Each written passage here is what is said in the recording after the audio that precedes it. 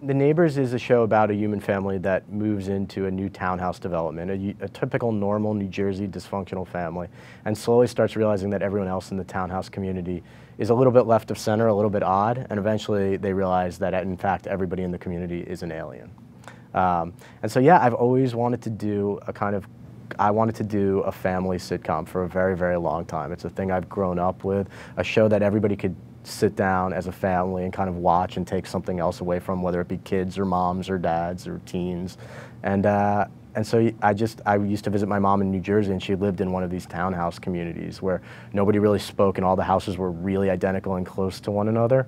And I used to wonder who these weird neighbors were rolling out their garbage cans together every night and walking back in without exchanging a word. And that became the kernel for this idea. Well, first off, British people just sound smarter than American people, I decided. So I thought that would be a start. But the thought in the pilot, they actually say it. They say we chose these accents because we just felt they made us sound more sophisticated. But yeah, in terms of figuring out how the aliens looked and dressed, it was just kind of an ongoing process. We wanted it to be uniform, and they moved into a golf community, so they all wear golf clothes because that's what they decided humans would wear in a golf community. They never leave. They ride around that little community in golf carts, and their kind of world is about to get upturned when the humans move in, because now they've got an outside force that's not only coming in, but is going to start wanting to bring them out into the world.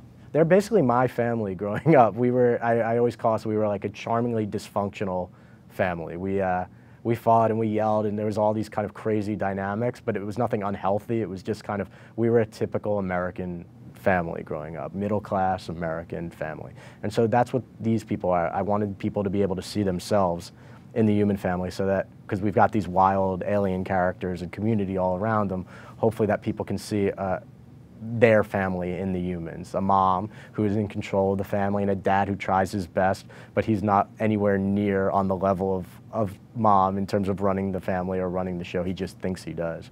And a petulant teenage daughter who's modeled after my little sister, who, I mean, my little sister growing up, the girl could not get a haircut without just literally throwing a complete conniption. And I mean, my dad and I would hide in the basement every time she had a haircut because she'd be screaming and yelling at my mom, always at my mom. So we got an angsty teenage girl and these cute little kids, and hopefully people will see themselves mirrored in the human family. A lot, and you know what's nice about the show and what was part of the plan is that the dynamics of the family are similar in terms of the breakdown, and so the moms can hang out and with each other and learn from one another. In one of our early episodes, Jackie Joyner Kersey goes out for a girls' night for wine and tapas with Debbie Weaver and her girlfriends, and the men can bond. Larry Bird goes to work with Marty one day at his office, and we have teens who can pair off. We're going to have a Jim Pam, like in The Office type romance between our teen human girl and our teen alien boy, and the ultimate obstacle in the way of them, the fact that they're different species. And so, and the little kids can hang out with the little kids and go to school and fight bullies together and all that kind of stuff. So what you have is some nice pairings, and then as we get further along, we'll mix and match a little bit. Yeah, the aliens have two hearts. They cry through their ears. When they eat, they don't eat food as we eat it. They fill themselves with knowledge. So when they're sitting down to a dinner table, they actually read books as opposed to eating. If they want dessert, it's like comic books or fluff material, whereas when a real meal, mom wants you to read the Scarlet Letter for dinner because it's something really substantial and healthy. And so there's tons of differences. They don't drive, they drive golf carts instead of cars. There's more, and they sleep in pods instead of bed. These green hanging pods that they sleep in at night, kind of like an old 50s sitcom, two separate pods hanging next to one another, but no beds.